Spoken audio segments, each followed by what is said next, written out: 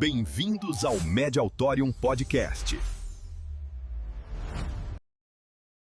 Um forte abraço para você que está acompanhando os nossos canais no YouTube do Mediautorium Podcast. Hoje nós temos aqui a nossa primeira convidada mulher e que vai falar sobre a saúde da mulher, principalmente a saúde do coração. A doutora Beth Caetano está aqui conosco hoje. Doutor Davi, nosso parceiro nesse projeto, pode fazer a apresentação da doutora Beth. Doutora Beth Caetano é uma cardiologista renomada, já teve diversos cargos na Sociedade Brasileira de Cardiologia, diversos cargos na Sociedade Paraense de Cardiologia. Atualmente ela está também no Departamento aí de Saúde do Coração da Mulher, membro imortal da Academia de Medicina do Pará e ela é professora. Professora universitária, ajuda a formar aí uma legião de novos médicos e uma pessoa extremamente competente e que nós temos o prazer de tê-la hoje aqui. Doutora Beth, nosso assunto hoje é super importante porque as mulheres, eu costumo dizer que elas ensinaram, muito mais a cuidar do que a gente. E a mulher acaba tendo que cuidar muitas das vezes do homem, da família, porque ela é o esteio dessa família. E cuidar dela mesma, E o coração passa por isso. E a gente tem uns números refletindo esse cuidado que a mulher precisa ter também com a sua própria saúde, Então, eu separei aqui algumas informações importantes.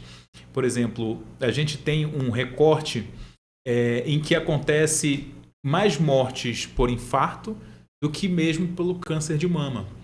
E às vezes a gente tem visto com muita frequência muita atenção ao câncer de mama, que está correto e precisa ter, mas a gente às vezes deixa de olhar o coração, A senhora tem observado isso na sua trajetória? É isso mesmo? É isso mesmo. Boa noite, É um prazer poder participar, divulgar o nosso trabalho, o Departamento de Cardiologia da Mulher, que foi formado na nossa Sociedade Paraense de Cardiologia. Eu já trabalho na Sociedade Brasileira de Cardiologia, no departamento, há mais de 20 anos. Já fui presidente da nossa sociedade em 2012. E agora a gente está tendo esse prazer de poder, mas nunca deixamos de fazer alguma coisa em Belém, para poder divulgar, esclarecer. O que a gente vê, a mulher acha que ela vai morrer de câncer de mama, Então, como diz a professora Nanete, é uma cardiologista que estuda muito a mulher. Ela está com 92 anos e ainda está publicando. Então, o último artigo dela é super interessante, ela colocando que ainda continua a mulher, as pessoas só veem na zona do biquíni. Mama e o útero, ovário. Então, nós sabemos, mais do que comprovado, a mulher morre muito mais de doenças cardiovasculares, que é infarto, AVC, do que somando todos os cânceres, incluindo o de mama. Então, nós temos que virar esse jogo. Eu sempre brinco e digo que nós, cardiologistas, nós precisamos aprender a fazer campanha. Os colegas ginecologistas fazem muito bem, eu acho isso corretíssimo. E nós também temos que ver que o primeiro clínico da mulher é o ginecologista. As meninas começam já cedo. Por isso que a gente precisa ter essa, parceria, para eles poderem, estar orientando essas meninas que precisam se cuidar. Inclusive, as mulheres cobram muito mais dos seus parceiros, dos seus filhos, para irem ao cardiologista e talvez não tenham a mesma frequência no consultório, A mulher, ela cuida de todos, mas ela se esquece de se cuidar. Esse é o grande problema. Ela não acredita que possa morrer. Durante as conversas, a gente vai colocar em termos, quando, a sintomatologia. O maior problema é que ela não acredita. Então, Uma dor, ela acha que ela fez um esforço, carregou um neto, empurrou um móvel, ela vai levando, o marido também não insiste. Quando chega no pronto atendimento, o que faz os médicos? Perguntam.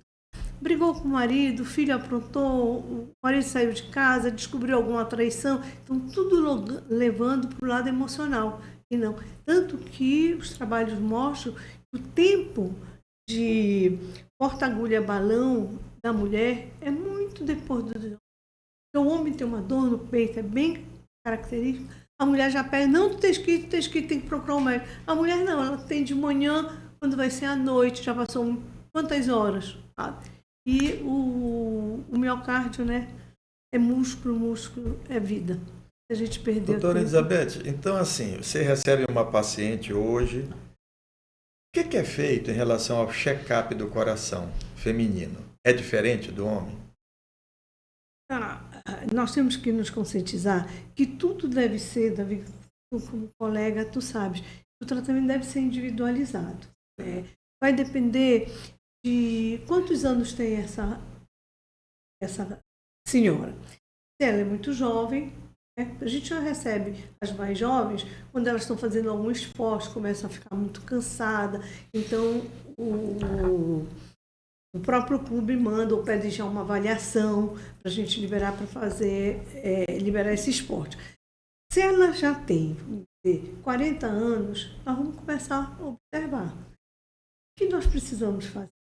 Hoje a gente bate, nós como professor, e nós precisamos fazer uma anamnese muito bem feita. Né? E nessa anamnese bem feita, nós precisamos colocar todos os fatores de risco. Na nossa época, não tinha esses fatores de risco. Nós só conhecíamos os fatores de risco, os básicos, que é igual de homem para mulher, que não deixa de ser importante. Tensão, diabetes, dislipidemia, sedentarismo, alimentação. Mas a mulher tem os fatores de risco específicos da mulher. Então, aí entra na nossa anamnese. Se ela tem pressão alta, se ela já engravidou, se teve algum problema na gravidez, se ela teve hipertensão na gravidez, se ela teve diabetes, porque entra como fator específico o pré-eclâmpsia, eclâmpsia, vamos dizer, as doenças autoimunes, lúpus, tudo que provoca processo inflamatório, ele entra como fator de risco. Menarca precoce. Então a gente tem que perguntar. Eu acho muito engraçado quando a gente começa a anamnese, a paciente se assusta, porque o ginecologista não me perguntou, né? O que ela está querendo saber? Porque a menarca precoce, menarca é a primeira menstruação da mulher. E o normal é que seja a partir dos 12 anos. Tá? Quando ela é 10, 9 anos, é uma menarca precoce. E com isso, ela vai contar para o futuro como doenças cardiovasculares. A senhora está falando da infância, né? E a gente vê, né, doutor, uma preocupação muito grande com os meninos em se movimentarem. Então, o menino, quando é garotinho, ele ganha logo uma bola e a menina ganha uma boneca. E o menino vai ter uma vida sempre mais ativa do que a menina, porque as brincadeiras dela são muito paradas, né? E de cuidar, né? Sempre de cuidar. E a gente vai vendo lá na frente, quando ela já está, né, chegando na adolescência, que talvez ela se interesse por uma atividade esportiva, como a senhora comentou, e talvez aí que seja a primeira vez que ela vai ter contato com um cardiologista. Ou, se ela não praticou nenhuma atividade física, imagino que só quando ela estiver grávida, né, que ela precisa ver o coração dela. Ou seja, a gente vai pulando etapas da vida muito importantes dessa mulher. E quando chega na fase em que ela, por exemplo, entra na menopausa, a gente tem uma mudança completamente, né, da vida. O que a senhora vê, né, em relação a essas etapas da vida da mulher? Esses cuidados, como devem ser? Foi muito bem colocada essa tua observação, de observar que a mulher, que a menina, vamos dizer, ela é ensinada para brincar de boneca, de cuidar do que está correndo. Nós somos muito mais sedentárias do que os homens. Mesmo revascularizada, a mulher já sabe que tem problema, foi revascularizada, faz muito menos exercício, sabe? Ela não consegue entender que ela precisa, que eu digo para elas, olha, o exercício é igual a tomar remédio. Eles querem tomar remédio, mas o exercício não vai ficar, eu vou ver, não tenho tempo, sabe? Não dá, tem que ficar. Eu digo, a senhora não toma café, a senhora não almoça, não janta, então tem que fazer exercício. Então essas etapas são importantes. E cabe a nós mostrarmos para ela que isso vamos dizer, são modificações do estilo de vida, certo? Como alimentação, né? Tu tens uma alimentação de qualidade. Isso tudo é importante para esse bem-estar, viver bem. E quando a gente fala da saúde cardiovascular da mulher, o que tem de diferente da mulher para o homem? E levando em consideração também as questões sociais, né, que a gente comentou agora há pouco, né? A mulher acaba ficando Aliás, às vezes não, né? A maioria das vezes a mulher está sobrecarregada, né, com várias atividades. Sempre digo que quem procura acha, né? Nós fomos atrás e tem... A primeira diferença nossa é que a gente não quer, vamos dizer, deixar de dever nada. Então a gente morre, mas continua fazendo. A gente vai e assim é uma responsabilidade muito grande. A cobrança em cima da mulher é muito grande, sabe? E a gente carrega isso.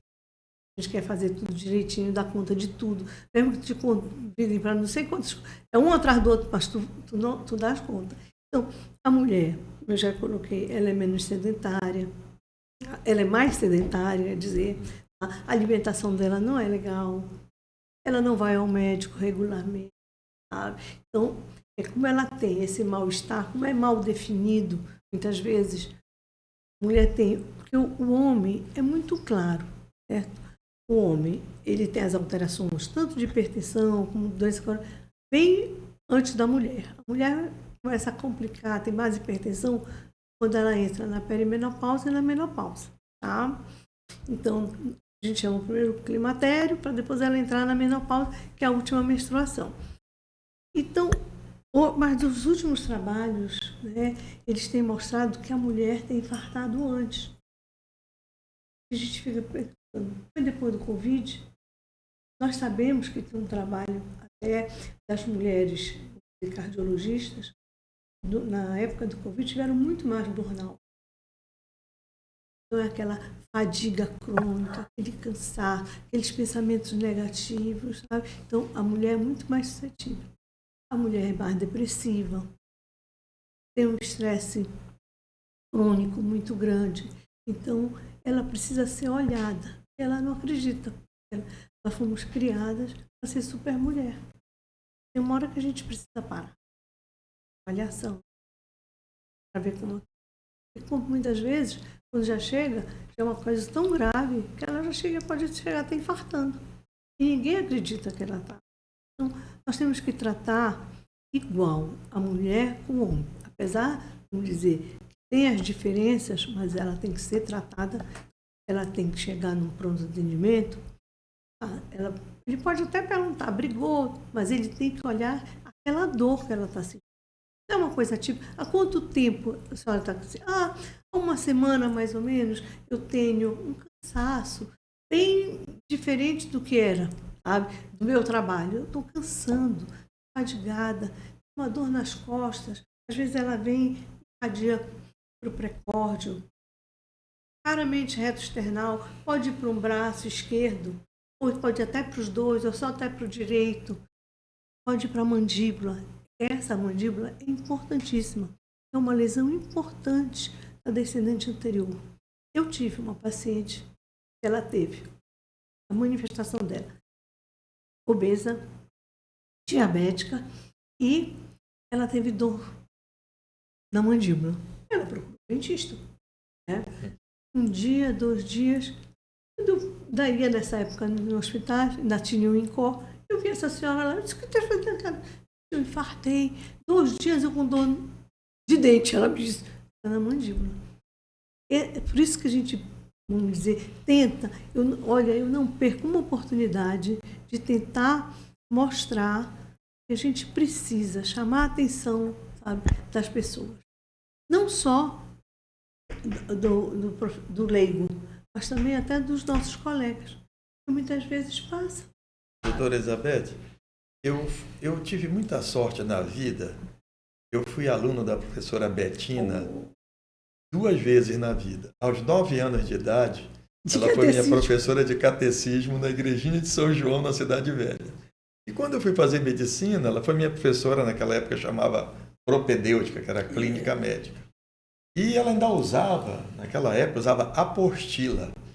E era famosa a apostila dela, era um livro fantástico. E a última que ela fez estava assim, ultrassom, será um exame de futuro. Não tinha um em Belém. E onde é que vem minha pergunta? Após isso, entra ultrassom, tomo, ressonância, eco, Holter, mapa. Quer dizer, como essa nova tecnologia trouxe de benefício para vocês na cardiologia? Sim. Eu ainda continuo batendo. Como professor, eu sou professora de habilidade, que é, no passado, a propedêutica, a semiologia. Então, eu acho que a anamnese bem feita, sabe? E nós temos que convencer os alunos, porque o que eles fazem é muito mais simples. Pede um eco. E onde está a beleza da medicina? Tu criares, tu começares a montar aquele quebra-cabeça para chegar a um diagnóstico.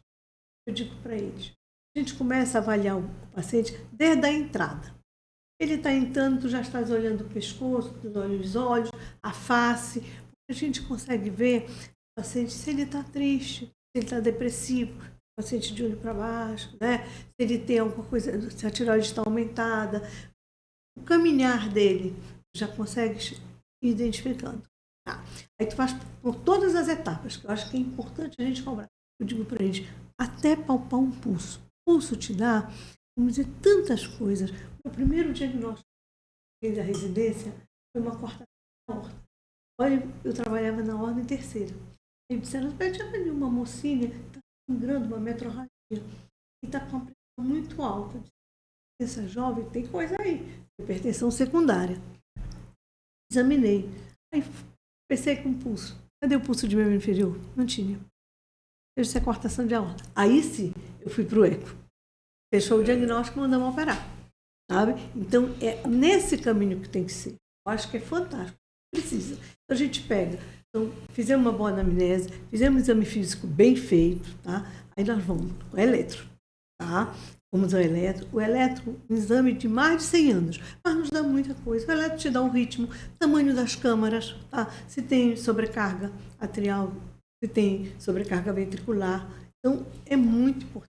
Se tem bloqueio. Então, o eletro é importante. Diz assim, é a mesma coisa que o eco? Não, não é a mesma coisa. Se uma paciente jovem, a gente quer fazer exercício, sabe? Diz que tem um cansaço quando faz esporte, vamos colocar no teste ergômetro. É um exame barato, muito barato, que poucos querem fazer por ser tão barato, mas ele te mostra, bem feito, ele te dá o comportamento da frequência cardíaca. Tá? Se essa frequência cardíaca ela aumenta ou não. Então, de repente, essa frequência, primeiro estágio, segundo estágio, não sobe, tem algum problema. Comportamento da pressão, sistólica e diastólica. A sistólica tem que subir no exercício. Se ela não sobe 1, 2, ou se ela subiu e caiu, para o teste. E a diastólica, que é a mínima, ou mantém ou até mesmo cai, por causa da vasodilatação. Se ela permanece, tu já sabe que ela vai ter tendência à pressão alta. Então, olha quantas informações. Ela pode te dar, mostrar as arritmias, o esforço, sabe? As alterações isquêmicas, passou pelo é uma paciente com mais idade, que vem dizendo que está mais cansada, vamos para o eco. O eco vai nos mostrar o tamanho do coração, a fração de ejeção, que aí na fração de ejeção eu posso dizer que é uma insuficiência cardíaca. E na nossa época nós já sabíamos dizer que a fração de ejeção era uma insuficiência cardíaca sistólica, tá? Que era esquerda, né? E hoje nós temos a fração de ejeção normal e sendo também doença. Então, por isso que eu digo, se tu não estiver atualizado, tu não conduz. Aí, outros mais modernos. Eu preciso saber, uma paciente que está na pré-menopausa e ela quer fazer reposição hormonal. Eu tenho que saber como é que está as carótidas dela. E a artéria primeira que a gente pode ver com facilidade, sabe? Porque tu vai ver se é o espessamento, se tem plaquinha, tá? Se for uma carótida limpinha, pode fazer a reposição. E nós temos que deixar bem claro que a reposição hormonal, ela não vem prevenir doença coronariana, certo? Porque eles confundem isso. Eu não vou poder fazer. Ela não previne, ela não é usada para prevenção primária, que ainda não teve a doença. Ela é para tratar sintoma. Sabe? Aquela mulher que tem muito calor. A gente tem que ver que a mulher passa na menopausa mais de 1/3 de vida. Começa com 40, 45 anos e hoje elas estão indo até 90, como está minha mãe. Tá? Então, a gente tem que dar uma qualidade de vida para elas, fazer elas dormirem melhor, que nós sabemos que o sono, quando não é não é de qualidade, ele vai prejudicar também na saúde da mulher. Então, a gente precisa fazer. E aí, depois nós temos cintilografia, angiotomografia. A angio é importante, que ele vai nos mostrar o score de cálcio, que também vai nos mostrar se esse paciente, vamos dizer, tem mais risco ou não tem tanto risco como a gente está pensando. Tá? Então, vieram ajudar muito. E hoje, assim, a gente tem que ter cuidado para não deixar as coisas tão pesadas para os pacientes, né? E nem para os convênios. Você sabe que eu sou patologista clínico e é muito comum de receber hoje mulheres fazer exame e estão tomando suplementos, né? As academias, testosterona. Isso tem algum impacto para o coração? Eu queria que você comentasse sobre isso. A Sociedade de Cardiologia está assim, se posicionando, vamos dizer, essas pílulas da beleza, testosterona. Então, nós temos que ter muito cuidado, sabe? Porque não sabemos nem se esses infartos em mulheres tão jovens se vêm, sabe, dos anabolizantes, da testosterona, não sabemos. Tá? Eu acho que precisa de estudos, mas nós temos que ter cautela. Nós não podemos. Ela chega assim, eu estou com a minha testosterona super baixa. Mas olha, nós somos mulheres. Nós temos uma testosterona baixa. Certo? Ela tem, vamos dizer, só se a mulher tem muita diminuição de libido, ela sabe, o casamento já está indo, mas com dosagem, tudo transdérmico, sabe? Nós temos que ter esse cuidado, essa preocupação. Sabe? A creatina todo mundo está usando. Eu tenho muitos pacientes que usam e tem. Alguns fazem arritmia, tem palpitação. Só falta apanhar dos colegas aqui. Não, tem uma sobrinha que é ortopedista, tinha deixado de besteira. Isso não, até o músculo do coração precisa dessa. Tudo tem que ter muita cautela. Acho que a gente não pode entrar como. É a mesma questão do anticonceptivo, né, anticoncepcional. Hoje a gente já tem teste genético para saber se aquela mulher tem algum polimorfismo que aumenta o risco dela ter uma trombose venosa profunda. Isso. Mas isso raríssimas pessoas fazem. Né? E também eu vejo assim, o anticoncepcional hoje, houve uma mudança muito, né? Vamos dizer, a dosagem está bem menor, sabe? Então eles têm esse cuidado. Lógico, se ela for uma cardiopata, tem que avaliar muito bem. Se ela tem na família alguém que tenha doença coronariana muito precoce, vamos avaliar bem essa paciente. Se ela já teve um tromboembolismo, sabe? Ela tem que, sabe, faz outros métodos e tem que, vamos dizer, ficar de stand-by. Não dá para. E agora, o que a gente não pode deixar esquecer é quando a gente faz o risco cirúrgico, perguntar se essa mulher está fazendo anticoncepcional. Se ela estiver fazendo, a gente deve suspender. Porque muitas vezes elas não informam e acabam indo para a cirurgia. E é uma cirurgia que não é tão grave, mas precisa ficar mais tempo na cama. Com isso, ela está tendo uma trombose. Então, a gente tem que estar com esse cuidado. Doutora, eu fiquei agora com uma curiosidade, né, levando em consideração, né, as fases, né, da vida. Uma criança, né, uma menina tem que ir ao cardiologista pela primeira vez com que idade? E depois, né, ao longo da sua vida, essa frequência, por exemplo, depois da menopausa, tem que aumentar uma vez por ano? Qual é a recomendação Sim. que a senhora dá? Olha, porque era escrito que era depois dos 40, mas as coisas estão assim, né, tão aceleradas, porque eles estão querendo usar algumas drogas, estão fazendo muito exercício, então eu acredito que eles estão vindo mais precoce. Muitas vezes eles vêm para fazer um risco cirúrgico. Aí no risco cirúrgico a gente encontra alguma coisa, a gente vai ter que investigar. Né? Até mesmo no eletro, distúrbio de condução, a gente tem que ver se tem alguma coisa, aí vai fazer um eco. Tá? Então, se não tiver nada, tu faz aquela avaliação, uma criança, dizer, 15, 16, já vai fazer um teste, daí a uns 2, 3 anos, não é uma coisa anual, não tem necessidade de. Tá? Mas na menopausa ou então a partir dos 40 anos Não, precisa ser com mais frequência? Mais frequente. Tá? E na menopausa ela tem que ter mais cuidado.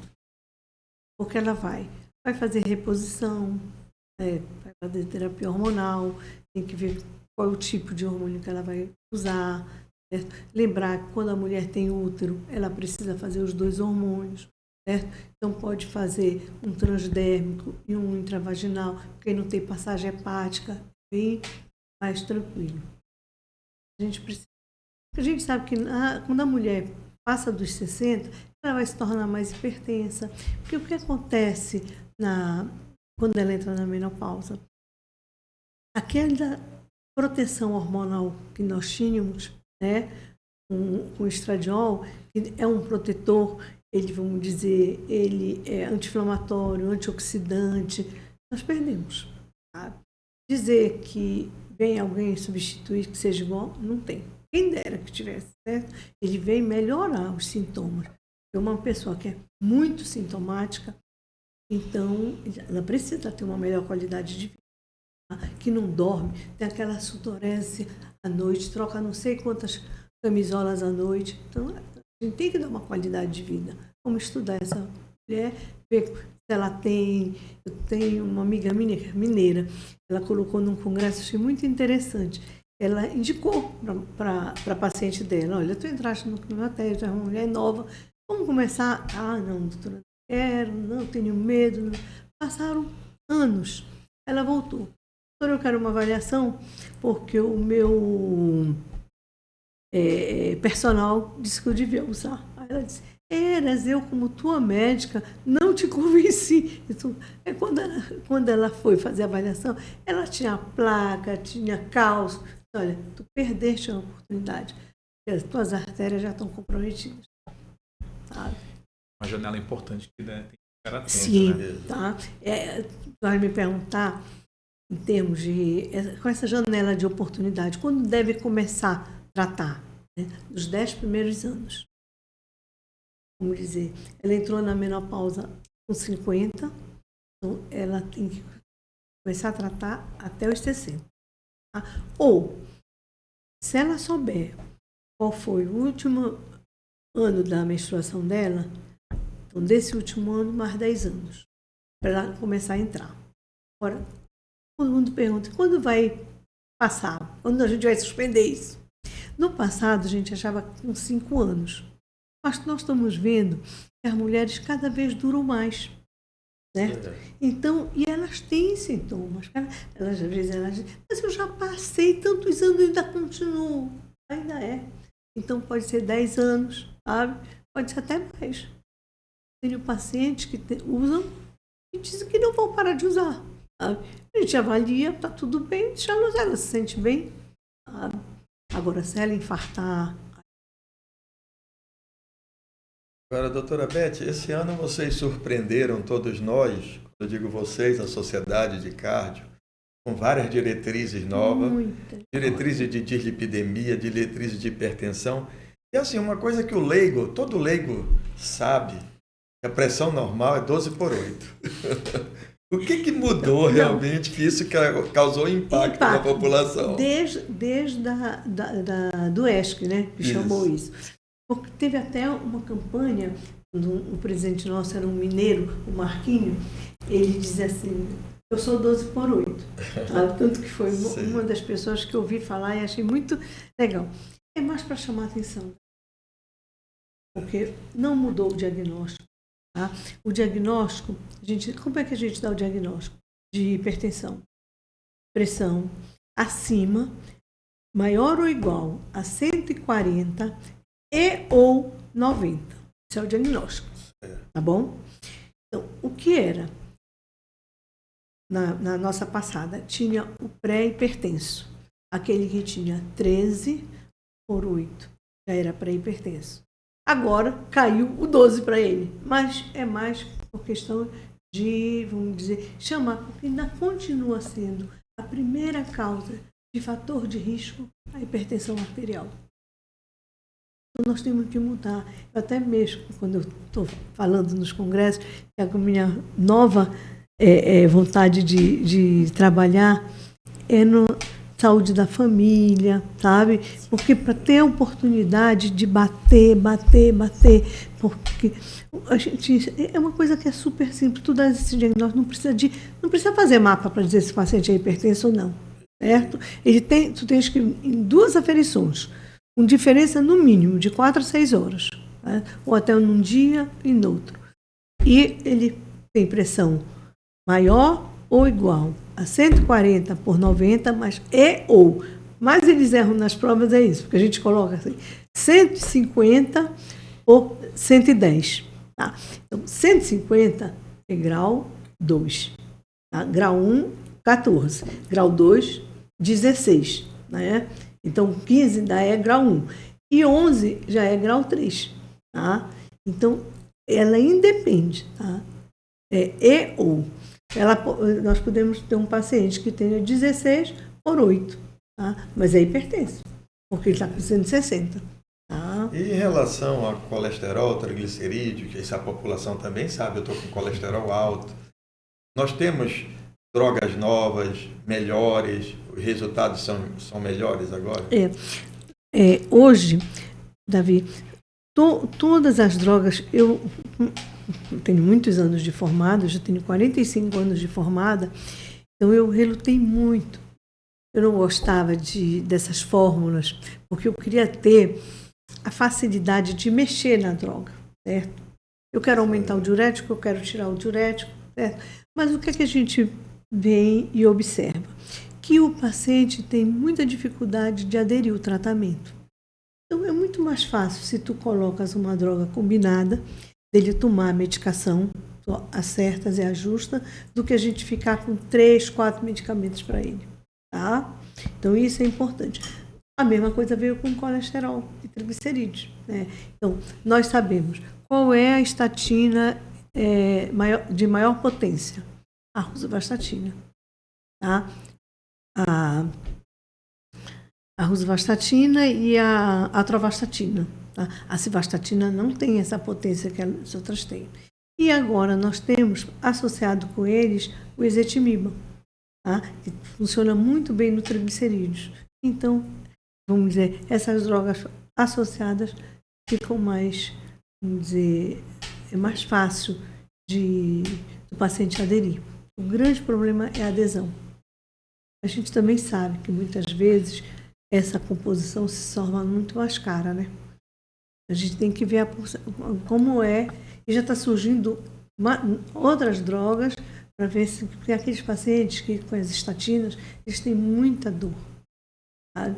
Eles têm então a gente sempre tem que dosar, vamos dizer, a CPK para ver como é que está. Se a gente começa a usar, ele começa, eu estou com dor muscular, tem que pensar na estatina. Pode aumentar também as transaminases, então tudo isso a gente tem que estar atento. Sabe? Essa é uma das grandes preocupações hoje da medicina, essa polifarmácia, né? A pessoa vai no cardio, ele prescreve as drogas dele, vai no geriatra, ele prescreve outras drogas, vai no endócrino. De tal sorte que às vezes você tem um idoso em casa que está com 10, 11, 12 medicamentos simultâneos. E a gente precisa saber a interação dessas drogas. E também hoje, dessa diretriz, o que é mais importante, nós aferirmos a pressão nos 2 membros, tá? O paciente sentado, enquanto ele te repouso. Por isso que essas, vamos dizer, caminhadas, o pessoal está caminhando, tira minha pressão, sei que ele chega, tira minha pressão. Né? Vou verificar 105 minutos, vamos relaxar para verificar. Então, o ideal é que verifique nos 2 braços, depois tu colocas o paciente em pé, faz a ausculta pulmonar dele e aí verifica ele em pé. Porque o que a gente precisa saber no idoso, no diabético, se ele faz hipotensão ortostática. Tá? Então, se cair 20 milímetros da sistólica e 10 da diastólica, ele está fazendo hipotensão ortostática. Tá? Tem sido a sua experiência com essas canetinhas do emagrecimento? A gente falou de drogas caras, né? Eu não tenho muita, vamos dizer, eu tenho alguns amigos. A gente tem visto algumas ideias, né, algumas histórias na internet da mulher que engravidou. É isso que eu quero. Eu né? Deixa eu te dizer, eu recebi agora uma que engravidou e no congresso nosso em setembro foi colocado isso. Então, isso deve no nosso simpósio nós vamos chamar a atenção, que vamos fazer com endócrino. Então, quem está fazendo essas canetinhas deve continua com as canetinhas com seu anticoncepcional e ela deve fazer um método de barreira para ajudar. Por quê? Porque o anticoncepcional, o que faz essas drogas? A alimentação fica muito tempo no estômago. Então, furou, tá? Então, ela tem que estar consciente disso. É como eu pergunto... Para o coração não tem nada de anormal por enquanto. Não, mas como dizer... Ela foi liberada para fazer, porque ela precisa, a obesidade, ela está se preparando para engravidar. Está muito obesa. Eu sempre digo que a mulher ela precisa se preparar para engravidar. Se ela está com sobrepeso, obesidade, ela tem que emagrecer para ela poder engravidar com menos riscos. Tá? E na menopausa, nós também temos que nos preparar. Então, se ela está fazendo com cuidado, ela não pode furar essa. Então, ela acontece porque ela não tem orientação. Então, foi uma coisa agora nova que está se vendo. Essa semana eu atendi uma moça. Ela disse, doutora, eu estou grávida, não estava esperando e eu estou fazendo 2 canetinhas e acabei engravidando. Isso acontece. Mas como se preparar para a menopausa se a gente não sabe quando vai acontecer? Ou já tem indícios de que... Não, tem. A mulher entra no climatério. Sim. Começa com, vamos dizer... o ciclo menstrual irregular, certo? Vem um mês, falha 2, sabe? Então, já sabe, vamos dizer, alguma irritabilidade, sabe? Vem, então ela tem que, se ela está pesada, ela precisa emagrecer. Se ela não faz atividade física, ela tem que fazer atividade física. Tá? Então, eu digo que na vida a gente tem que se preparar para tudo, né? Até para ficar velho, sabe? A melhor coisa que tem que se fazer, não adianta a gente querer esconder. Se nós não morrermos, nós vamos envelhecer. E a gente tem que ficar, estou velho, não tem mais ninguém quer sair comigo, meus filhos não me dão bola. Tu ficar só no choro? Não, né? Então tu tens que estar preparado para encarar a vida. É como eu digo, olha, nos congressos, né? Fica aquela história, né? Agora na brasileira, tem a história que nós, os mais antigos, já deixamos até de pagar a sociedade, porque nós já somos remidos. E nós temos que dar estímulo para os mais novos entrarem. E como é que tu dá estímulo para eles? É dando oportunidade deles falarem, sabe? Então, aí a gente não pode ficar... eu fui convidada agora... Que isso, sabe? Tem um dia que um vai ser convidado, tem um dia que o outro não vai ser. E a gente tem que encarar isso com a maior naturalidade para trabalhar a saúde mental. Tá? E no ensino da cardiologia, o que a gente precisa melhorar? Estimular os meninos, tá? A estudarem. Davi, eu sempre coloco para eles as nossas dificuldades que nós tínhamos no passado. Tá? Que eram bem maiores. Mas eram enormes. Vamos dizer, um livro para chegar no Brasil, que fosse traduzido, 5 anos para traduzir.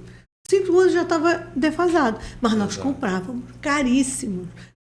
Cansei de ganhar de aniversário o Harrison, sabe? Esses livros. Hoje eles têm tudo. Baixou na internet, ele tem todas as diretrizes e posicionamentos nossos, o europeu, o americano, sem problema nenhum. Precisa eles terem vontade, sabe? Eu acho que nós é que temos de estimular eles, sabe? É isso que eu te falei, em termos de ficar estimulando, eles examinarem, eles construírem, sabe? Um diagnóstico.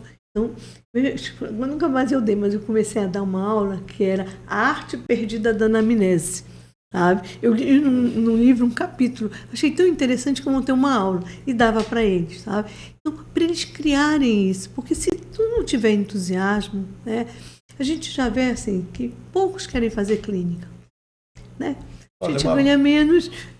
Uma boa anamnese é 70% do diagnóstico. E hoje, eu vou contar uma história engraçada. Engraçada não, foi real, não foi engraçada, mas hoje só se fala em metodologias ativas no ensino da medicina, que é obrigatório, inclusive. E a professora Betina, nos Purões da Santa Casa, já fazia isso. Isso. Ela trouxe uma vez um paciente, nos colocou de frente para a nossa turma, e o paciente tinha assim as mucosas amareladas, olho amarelo. E aí ela colocou o rapaz lá e disse assim para nós: que exame vocês pediriam para esse paciente? Aí todo mundo foi lá na frente falar.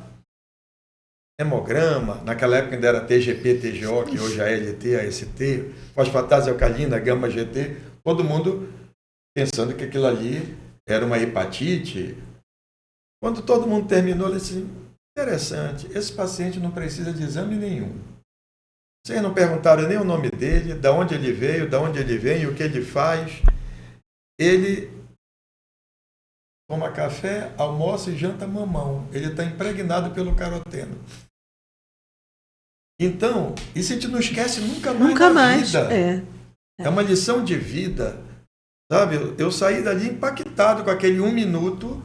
Eu aprendi que eu tenho que primeiro conversar, saber tudo sobre o paciente. E a gente precisa... E, se necessário, o exame. E primeiro a gente tem que fazer eles raciocinarem nesse sentido. Eu digo para eles assim, na cidade vocês têm todos os exames, mas se vocês forem para o interior do interior, vamos dizer, no Marajó, lá, sabe? Vocês têm que dizer, com o raio-x de tórax, vocês têm que enxergar muita coisa nesse raio-x. Se vocês conseguirem um eletro, se não, um exame bem feito. Aí eu insisto, palpação de pulso, não sei como eles não me dizem que eu sou o pulso, porque eu digo para eles que o pulso, eles entram ali no nível da Betina, que é a intimidade que a gente vai, vamos dizer, vai invadir a intimidade. Então, sempre, quando eu vou examinar, eu digo para ele, o senhor permite eu palpar seu pulso? Né? E eu mostro para eles isso. Por quê? O pulso te diz se o pulso é regular ou não. Então, eu já sei se está fazendo arritmia ou não. Fibrilação atrial eu vejo pelo pulso. Eu vejo se ele tem um pulso muito amplo. Quando eu for colocar o esteto na aorta, né, no foco aórtico, eu tenho que ir com toda atenção, porque eu posso ter uma insuficiência aórtica. Se ele tem um pulso bem fininho que tu não consegues palpar, ele pode ser uma estenose aórtica. Então, eu acho que é isso que a gente precisa dar para ele. O que a professora Betina já dava. A professora Betina, eu li muito. Ela não foi minha professora, mas eu tenho uma admiração enorme por ela.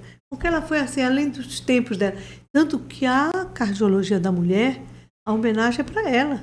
Porque nós temos um dia, o Marcelo Queiroga, que foi ministro da coisa, ele fez um dia de mostrar o que nós estamos fazendo. A prevenção, mostrar, esclarecer. É no dia do aniversário da professora Betina, dia 14 de abril. Então, poxa, ela foi a primeira mulher presidente da Sociedade Brasileira de Cardiologia. É uma sociedade extremamente machista. Para a gente conseguir chegar... depois dela, como presidente, teve uma de Fortaleza. E por que elas foram? Porque quando o Congresso, naquela época, vinha para a cidade, era obrigado que a presidente do Congresso se tornasse presidente da brasileira. Porque senão eles não abrem espaço para a gente. O Pará, não. Eu não vejo o paraense como machista. Tanto que nós já estamos na 6ª presidente mulher. Tem regionais que no máximo uma. Então o Pará não tem. Tá mais equilibrado. Eu acho que a professora Betina abriu as portas para a gente. O nosso Departamento Nacional fez uma homenagem no Dia da Mulher e uma das homenageadas também foi a professora Betina. Né? E eu do Pará e uma do Paraná falamos sobre a professora Betina. Então a gente acabou lendo muito e é uma coisa assim, é encantador, né? Porque a professora Betina, ela estava além dos tempos. Ela já faz o que ela dava feedback, ela acolhia, ela puxava a orelha, mas tudo com muito amor. Porque ela era professora de catequese, ela era de comunhão diária. Ela ia para beneficente, comungava todos os dias, a professora Betina. Então vamos dizer, a mulher é encantadora, né? Primeiro que nós precisamos conhecer. Eu ainda não consegui falar dos fatores de risco, porque tem os fatores de risco clássicos, isso, que é igual, mas nós temos os específicos, que são pré-eclâmpsia, menopausa precoce, menarca precoce, tá? Então tudo isso conta, as doenças autoimunes, artrite reumatoide, lúpus, tudo pesa. E aquelas que são pouco aceitas, tá? Ainda não está, que é o estresse, a ansiedade, a violência, tá?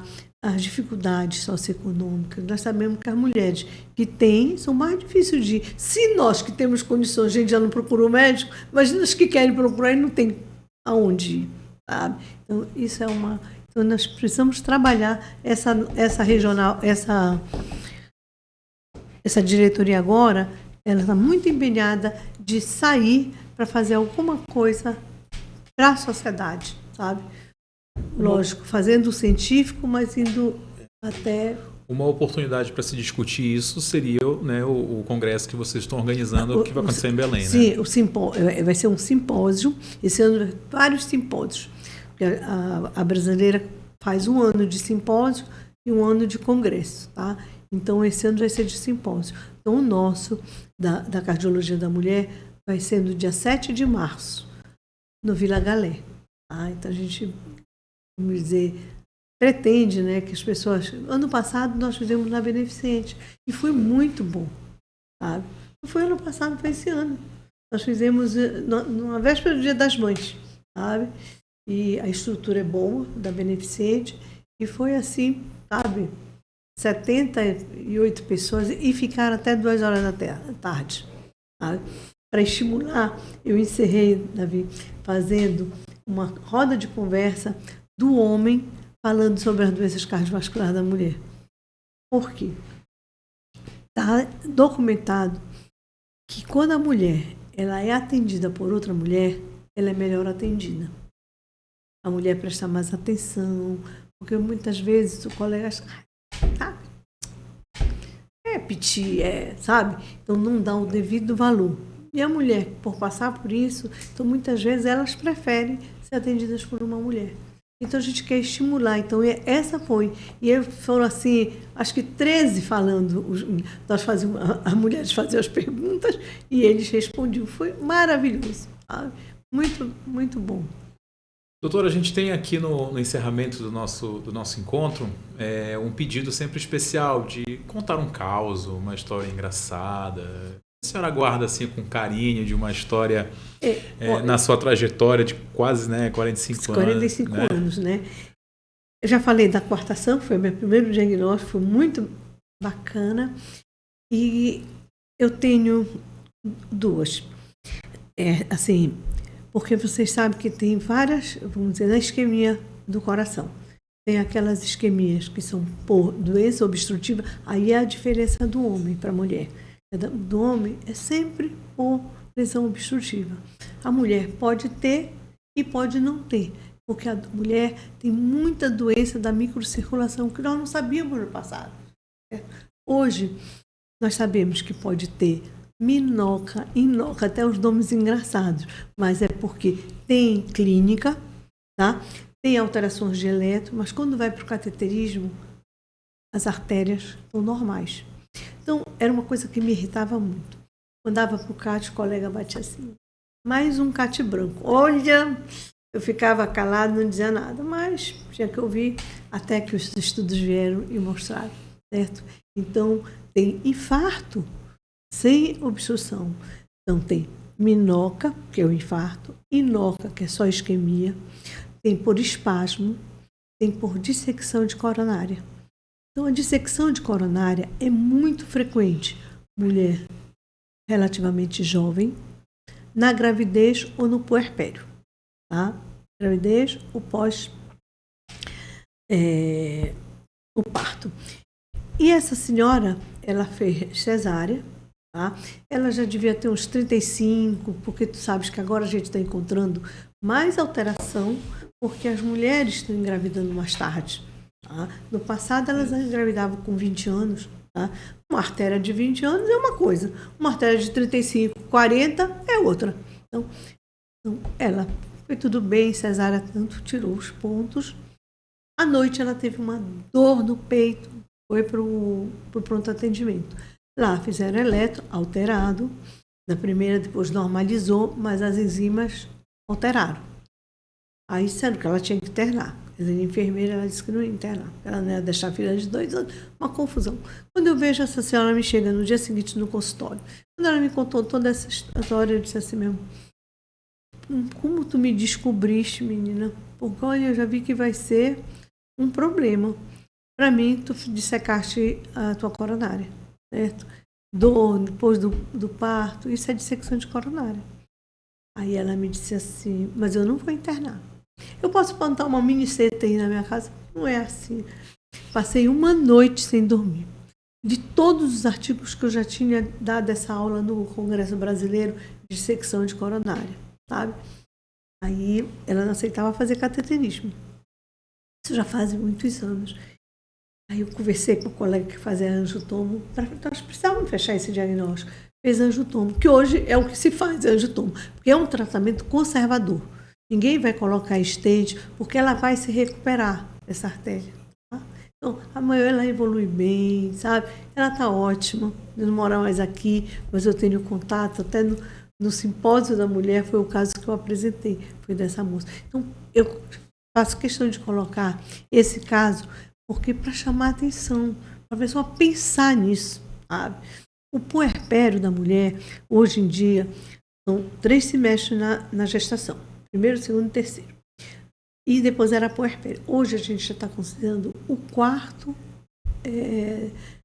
trimestre, para a gente ficar de olho, porque é aí que tem as alterações, muitas vezes. Tá? Então a gente tem que estar de olho. Esse foi eu conduzi e deu tudo certo, né? Agora, eu tenho um caso que não é meu, a colega me contou e eu acho muito interessante. Quando eu posso, eu também coloco. Tem uma cardiomiopatia periparto, tá? É uma alteração do miocárdio no final da gravidez, tá? Ou até 5 meses depois do parto.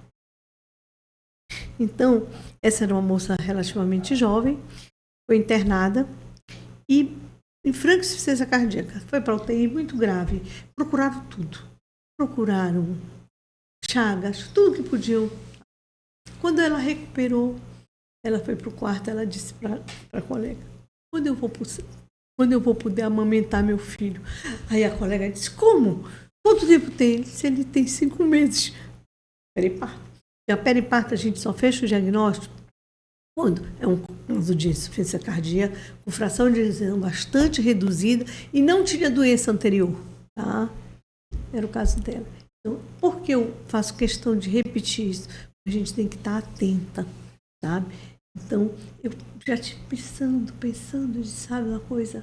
Muitas vezes a mulher está de roupa, a gente não quer entrar na intimidade, mas se a gente entrasse na intimidade dela, a gente ia ver o tamanho dessa auréola. Escura, sabe? Com leite, sabe? Ela estava charada, sabe? Então, por isso que eu digo, o exame físico é fundamental. Essas coisas de consulta, não vai. Bom, doutor, tivemos uma aula de atendimento humanizado, escuta ativa, né? E, claro, muito amor no coração. Muito amor no coração, é verdade, sabe? Muita empatia, sabe? Eu digo para eles que eles querem ser ricos rápido, né? Muito engraçado. Tudo eles querem muito rápido. Vão com calma, a gente vai subindo cada degrau, certo? Para ser uma coisa sólida. Então, sabe? Primeiro, nós temos que ter caridade, nós temos que ser humanos, nós temos que ter empatia, tá? Olho no olho, sabe?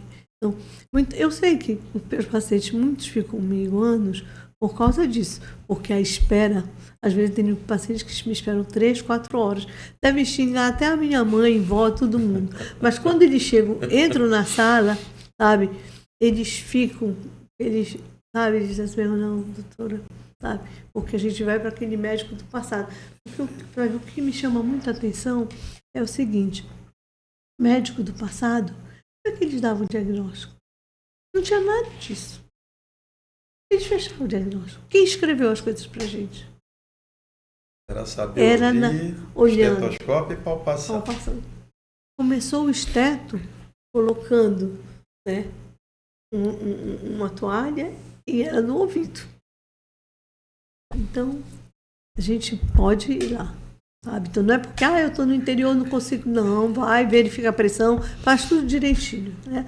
E hoje nós temos, né, vamos dizer, exames que nos ajudam, Deus o livre. Essas miocardiopatias têm que ser investigadas, né? Então, perguntar os antecedentes familiares da pessoa também. Então, o pai, mãe que tem morte súbita, sabe? Jovens, o homem até 55 anos, a mulher a 65, são considerados que são jovens. Então, tem que ir atrás. Então, esses filhos têm que ser avaliados. Sabe? Doutor, me dou por satisfeito, né? Depois desse super encontro com a doutora Beth Caetano. Foi um prazer tê-la aqui.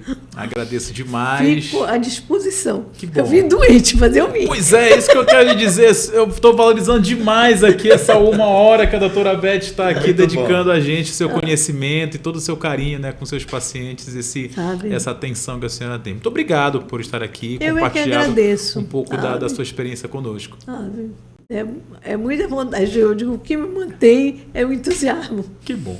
Faz bem pro coração. Faz bem pro coração. Doutor Davi, mais uma vez obrigado pela parceria. E para você que nos acompanhou aqui no YouTube, um forte abraço e até a próxima. Bem-vindos ao Med Autorium Podcast.